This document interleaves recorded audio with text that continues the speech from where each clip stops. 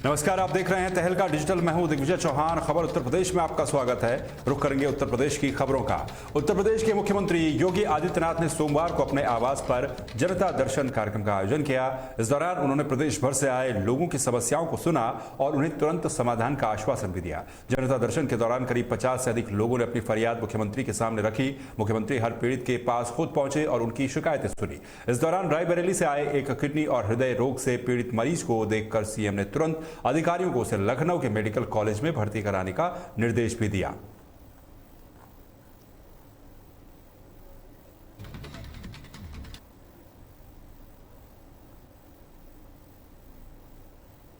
बॉलीवुड अभिनेत्री दिशा पाटनी के परिवार पर हुए जानलेवा हमले के बाद उत्तर प्रदेश के मुख्यमंत्री योगी आदित्यनाथ ने उनके पिता और retired CEO vigilance Jagdish Patni से फोन पर बात की। मुख्यमंत्री ने परिवार को पूरी सुरक्षा का भरोसा दिलाया और कहा कि इस घटना का जल्द ही खुलासा किया जाएगा। जगदीश पाटनी ने इस बात की पुष्टि की है कि उनकी मुख्यमंत्री योगी आदित्यनाथ से बातचीत हुई है और उन्होंने परिवार को हर संभव मदद और सुरक्षा का आश्वासन दिया है। हाँ, देर रात माननीय मुख्यमंत्री जी का मेरे टेलीफोन पे फोन आया था और उन्होंने हम पूरे मेरे पीड़ित परिवार को सांत्वना दी है और विशेष रूप से उन्होंने कहा है कि पूरा प्रदेश आपके साथ है और आपकी सुरक्षा में कोई कोताही।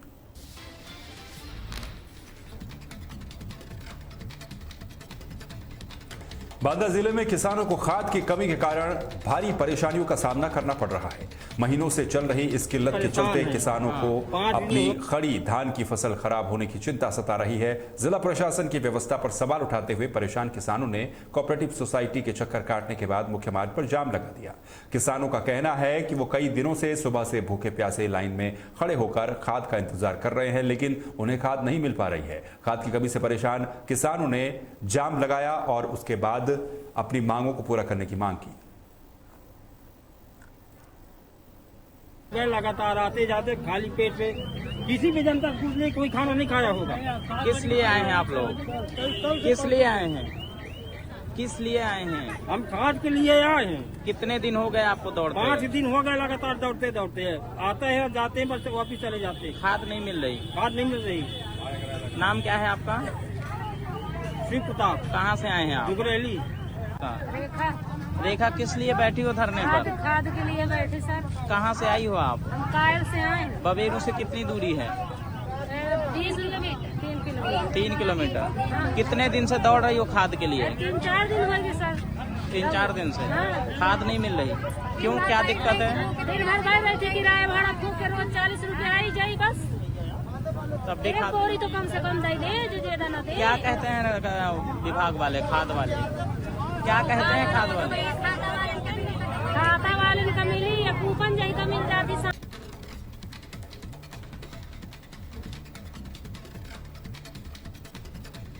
समाजवादी पार्टी युवजन सभा ने बांदा में बढ़ती महंगाई और चोरी की घटनाओं के खिलाफ जोरदार प्रदर्शन किया। उन्होंने महामहिम राज्यपाल को संबोधित एक ज्ञापन सिटी मजिस्ट्रेट को सौंपा, जिसमें इन समस्याओं पर तुरंत लगाम लगाने की मांग की गई है। ज्ञापन में कहा गया कि जिले में चोरी की वारदातें और बिजली की समस्या दिन प्रतिदिन बढ़ती जा रही है, जिससे आम जनता को भारी परेशानी हो रही है। युवजन सभा का जोरदार प्रदर्शन इस दौरान देखने को मिला।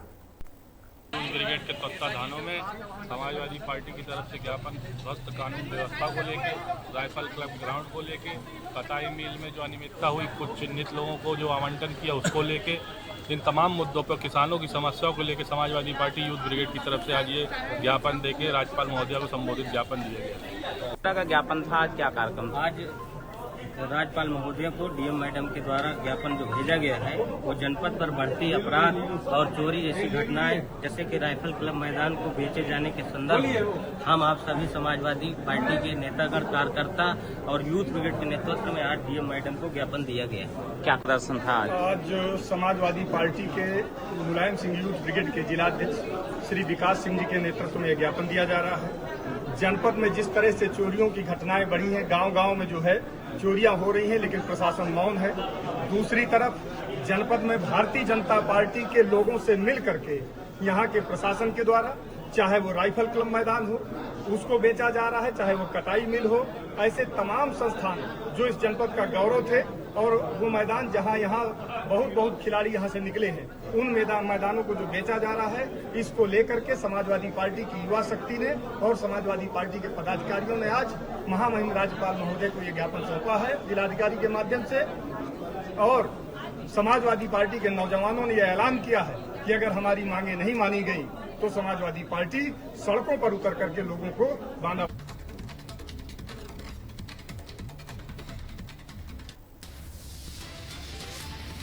भारत और पाकिस्तान के बीच होने वाला क्रिकेट मैच सिर्फ एक खेल नहीं बल्कि दोनों देशों के लिए एक भावनात्मक जंग भी है। इसी भावना के चलते बरेली में क्रिकेट प्रेमियों ने भारतीय टीम की जीत के लिए विशेष पूजा अर्चना और हवन का आयोजन किया था, जिसके बाद भारतीय टीम हालांकि इस मुकाबले को जीत भी गई। शहर के सर्वदेव साई मंदिर में पंडित सुशील पाठक की अगुवाई में भक्तों ने यज्ञ किया और भगवान से प्रार्थना की कि इसी तरीके से भारत जीत हासिल करता रहे।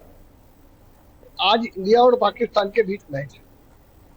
इंडिया और पाकिस्तान का मैच का मतलब है कि हम वर्ल्ड कप, हम तो इसे वर्ल्ड कप से कम नहीं मानते, क्योंकि पाकिस्तान एक ऐसा देश है जो आतंकवादियों की फैक्ट्री चलाता है। पाकिस्तान से हर समय हम जीते, ये हमारी कामना है। हर भारतवासी की एक इच्छा होती है कि पाकिस्तान हमेशा हर तरह से हारे। कोई भी ऐसा चाहे युद्ध हो, चाहे ये भी युद्ध ही है, तो इसमें हमारा हिंदुस्तान जीते, इसके लिए हमने आज यज्ञ किया। भगवान गणेश का पूजन किया, साईनाथ का पूजन किया, बाबा श्याम का पूजन किया, यज्ञ किया और यज्ञ पुरुष भगवान से यही प्रार्थना की कि आज हमारी इंडिया जीते और पाकिस्तान पर हम विजय प्राप्त। इससे पूर्व भी हम आपको बताएं, जब अभी मैच हुआ था तो जिस दिन इंडिया और पाकिस्तान का था उस दिन हमने यज्ञ किया और वो यज्ञ पुरुष भगवान ने हमारी प्रार्थना को सुना, हमारी इंडिया जीती। जब सेमीफाइनल में इंडिया पहुंची, पुनः हमने यज्ञ किया और पुनः इंडिया सेमीफाइनल में भी जीत के आई। और आज भी हमें पूर्ण भगवान पर भरोसा है कि आज पुनः हमारी इंडिया।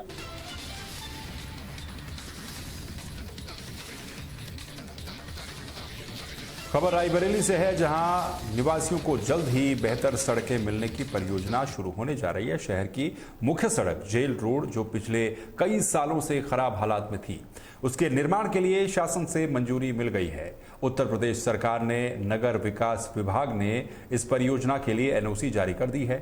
ये सड़क शहर को लखनऊ प्रयागराज और लखनऊ सुल्तानपुर राजमार्गों से जोड़ती है, इसीलिए इसका महत्व बहुत अधिक है। जिलाधिकारी हर्षिता माथुर ने बताया कि एनओसी मिलने के बाद पीडब्ल्यूडी जल्द ही सड़क का निर्माण कार्य शुरू करेगा। इस पहल से रायबरेली के लोगों को आवागमन में हो रही परेशानियों से राहत मिलेगी और शहर के विकास को भी गति मिलेगी। सभी लोगों को विदित है कि जेल रोड के संबंध में लगातार निरंतर हम लोगों के द्वारा प्रयास भी किए जाते रहे हैं और अब इसके फलस्वरूप नगर विकास विभाग के द्वारा जो इसके लिए अनापत्ति प्रदान की गई है, उसके क्रम में अब पीडब्ल्यूडी विभाग के साथ में मिलकर इसके लिए कार्य योजना बनाई जा रही है और अग्रिम स्वीकृति प्राप्त होने के उपरांत इस पर निर्माण कार्य की कार्य योजना को किया जाएगा। सभी लोगों को विदित है कि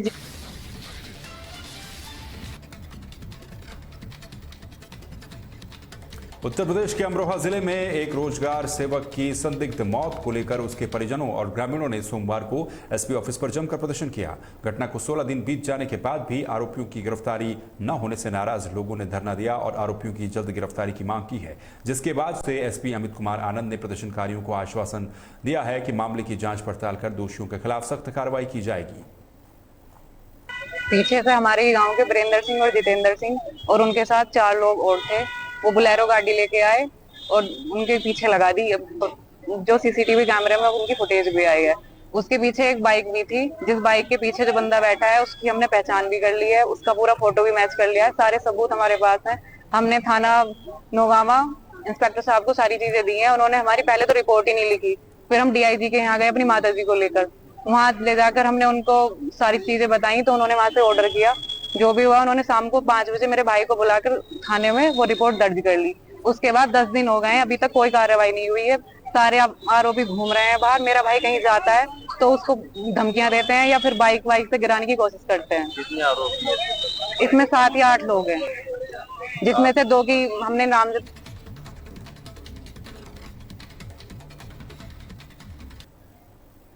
उन्नाव जिले के गंगा घाट कोतवाली क्षेत्र में चोरों ने एक ज्वेलरी दुकान में सेंध लगाकर लाखों के गहने और नकदी चुरा ली।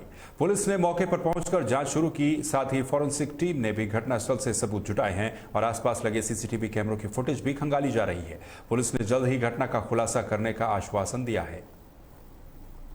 दी गई है, इसमें 3 से 3.5 किलो है। इसमें पायल भी थी और हाथ के खड़ुआ भी हैं, बचकानी तोड़िया भी है, मीना भी है और 3 से 3.5 किलो और 15 ग्राम सोना गया है। 15-17 ग्राम इसमें नाक की कीले थी, कान की थी और नाक के थे और गले के भी थे छोटे छोटे।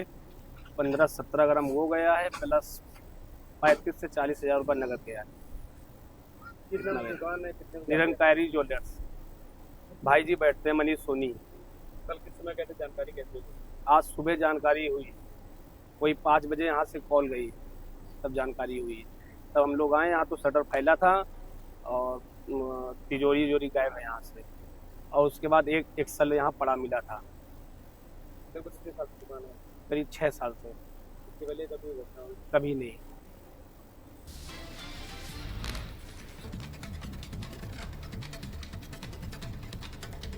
39वीं वाहिनी पीएससी मिर्जापुर में आयोजित 52वीं अंतर वाहिनी alarm efficiency race rifle shooting प्रतियोगिता 2025 का समापन हो गया। इस कार्यक्रम के मुख्य अतिथि पुलिस उप महानिरीक्षक पीएससी वाराणसी अनुभाग मनोज सोनकर मौजूद रहे।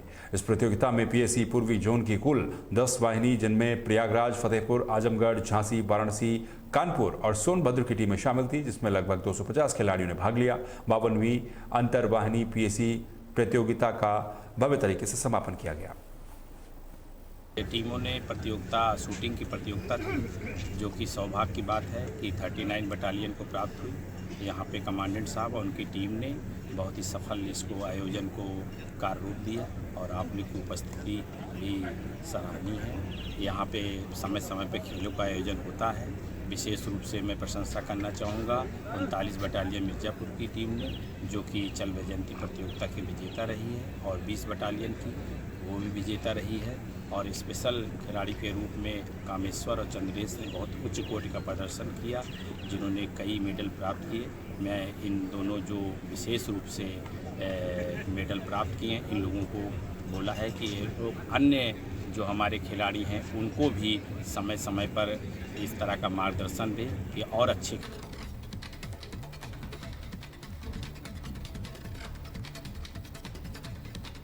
मिर्जापुर के जिला पंचायत सभागार में एक भव्य पुस्तक विमोचन और काव्य पाठ कार्यक्रम का आयोजन किया गया। इस कार्यक्रम में मंजू चौरसिया के द्वारा लिखित नवगीत की अपडेटेड भूमिका गणेश गंभीर नामक पुस्तक का विमोचन हुआ। इस मौके पर वक्ताओं ने हिंदी भाषा और साहित्य के महत्व पर जोर दिया। उन्होंने कहा कि ऐसे आयोजन न सिर्फ हिंदी साहित्य को नई दिशा देते हैं, बल्कि युवा पीढ़ी को भी प्रेरणा देते हैं। ओम प्रकाश सिंह भैंसवाड़ा जनपद रायबरेली से पधारे हुए हैं और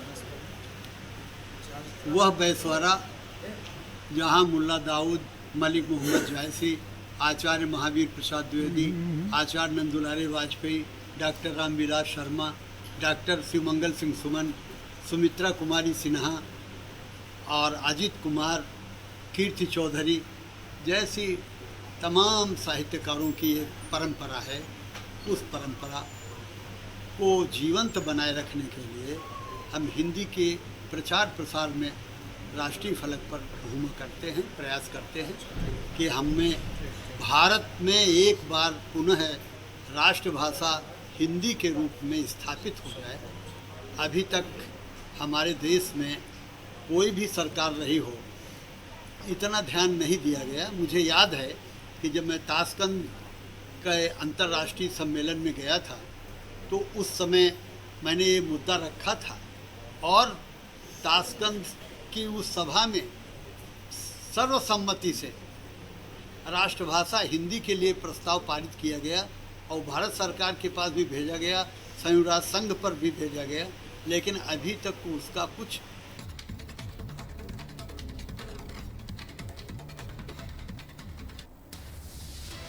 शामली में पुलिस ने एक बड़ी सफलता हासिल करते हुए नशीले पदार्थों की तस्करी करने वाले 4 अंतर्राज्यीय तस्करों को गिरफ्तार कर लिया।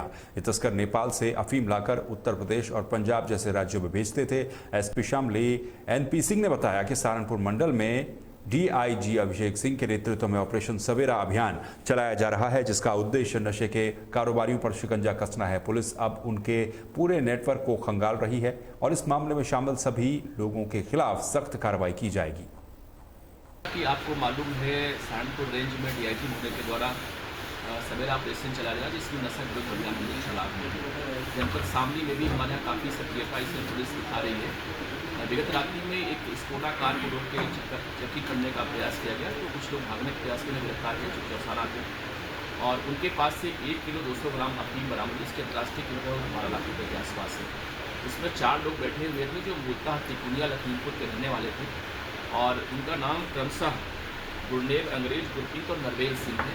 ये सभी लोग एक अंतर राज्यीय तस्कर है। ये नेपाल से और लखनऊ एक ब्रजेश नाम के आदमी से अफीम को मंगवाते हैं और तिकुनिया से अपने गाड़ी में रख के लोग इसको ट्रांजिट करके पंजाब लेके जाते हैं। पंजाब में अमृतसर में किसी को सप्लाई करते हैं ये लोग। एक बड़ा गैंग है, लगभग 20 साल से लोग काम कर रहे थे, कभी गिरफ्तार नहीं हुए थे। जैसा आपने भी इंफॉर्मेशन में देखा, इनसे बातचीत करके इन पे थाना जनरल फरमान लेके और सभी कार्रवाई की जा रही है। इनकी जो बैकवर्ड लीकेजेस हैं, कहाँ से नेपाल से लखनऊ से कहाँ से लोग सामान को मंगाते थे और पंजाब में इनकी सप्लाई कहाँ होती, तो सभी बिंदुओं पर हमारी पुलिस जांच कर रही है।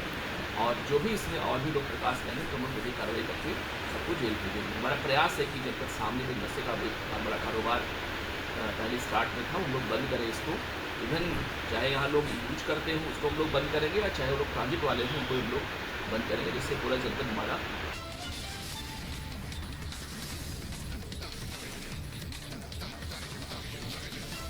हमीरपुर जिला कारागार में एक वारंटी कैदी की मौत के बाद उसके परिजनों ने जमकर हंगामा किया। परिजनों ने ग्रामीणों के साथ मिलकर जेल के बाहर जिला कारागार के सामने मुख्य मार्ग पर जाम लगा दिया और जेल प्रशासन के खिलाफ नारेबाजी भी की। सड़क पर जाम लगने की सूचना मिलने पर सदर विधायक डॉक्टर मनोज प्रजापति मौके पर पहुंचे और उन्होंने परिजनों को समझाकर जाम खुलवाया। साथ ही विधायक ने परिजनों को उचित जांच का आश्वासन दिया है। असल में ऐसा बताया जा रहा है कि मृत्यु हुई है। जेल प्रशासन का कहना है कि हम हॉस्पिटल लेके गए थे, तो ये संभव है कि यहाँ मृत्यु हुई या हॉस्पिटल में मृत्यु हुई है, जाँच कर सकते। और परिजन इसमें आहत हैं। परिजनों की जो मांगे हैं वो भी बता रहे हैं कि हमें क्या क्या चीज़ें चाहिए। और जहाँ तक जाँच की बात है तो निश्चित रूप से निष्पक्ष जाँच होगी और पैनल जाँच करेगा। मैं अभी प्रशासन के अधिकारियों से बात करूँगा और जो भी व्यक्ति इसमें दोषी पाया जाएगा, चाहे वो जेल प्रशासन का हो या कोई और हो, तो हमारा पूरा प्रयास होगा कि उनके विरुद्ध प्रदर्शन कार्रवाई हो। कोर्ट में हाजिर किया मैंने, शाम को यहाँ जेल है वो, जेल आने के बाद मैं शक्रों को मिलाई करने आई हूँ। शक्रों को मिलाई करके अच्छा खासा छोड़ के गई हूँ, तो तकलीफ पूछ के गई हूँ। इनका मेडिकल भी हुआ, उसके लिए बताया कि मेरा मेडिकल हुआ। मैंने पूछा क्या निकला, बोले कुछ नहीं उसमें निकला है। उसके बाद शनिवार को ही सुबह से बीमार है। मेरा भाई वहीं था, सुबह से शाम तक बंद था उसी गैरेज में। वो गया घर, उसने बताया 7:30 बजे यहाँ से छूट के वो गया है। मेरा दीदी सुबह से मैं जीजा जी के पास में था, उनकी हालत बहुत खराब है, वहाँ कोई नहीं देखभाल करता। और जो वहाँ बैठता है, जो भी बैठता है, उससे मैंने कहा इसकी घबराहट हो रही है, बाहर कर दो।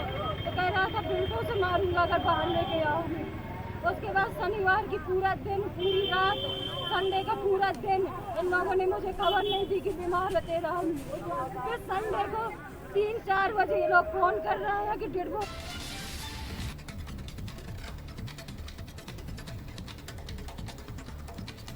फतेहपुर में आवारा मवेशियों को खेत से भगाने को लेकर के हुए विवाद में दबंगों ने एक दंपति को बुरी तरह से पीट दिया। इस हमले में दंपति गंभीर रूप से घायल हो गया। पीड़ित का आरोप है कि पुलिस ने कोई कार्रवाई नहीं की, जिसके बाद पीड़ित दंपति ने न्याय के लिए जिलाधिकारी से गुहार लगाई है, जिसको लेकर डीएम ने पूरे मामले की जांच करवाकर सख्त कार्रवाई करने का आश्वासन भी दिया है। मामला ये, हमारे खेत में अन्ना गाय गई थी तो हमने उनसे मान लो उन्हें विरोध किया और उसके बाद हमने चले गए, 8 तारीख की बात था, हमने चले गए घर और सुबह 5 बजे हमारी पत्नी गई टट्टी और पानी तक न लेने पाई, उसको मान लो मार दिया, हाथ और पूरे पांजे टूट गए और फिर उसके बाद हम पीछे रह गए तो हम भी गए तो हमें मान लो वो असलहा से फायर किया, हम भी गिर गए, हमारे सर और क्या कहते हमारा सर और क्या कहते हमारे पांजा भी टूट गए। और उसके बाद हम लोग को चले गए। फिर उसके बाद मार के इन्हें जब हमारा छोटा भाई देखा तो उन्हें आके आया तो हमको मरा समझ के उठा लेके गया दवाई कराने को लेके आए चौकी पर जब पहुँचे तो हमारा केवल नाम भर लिख लिया और हम फिर आए थाने खागा। कौन लोग आपके ऊपर हमला और हमारे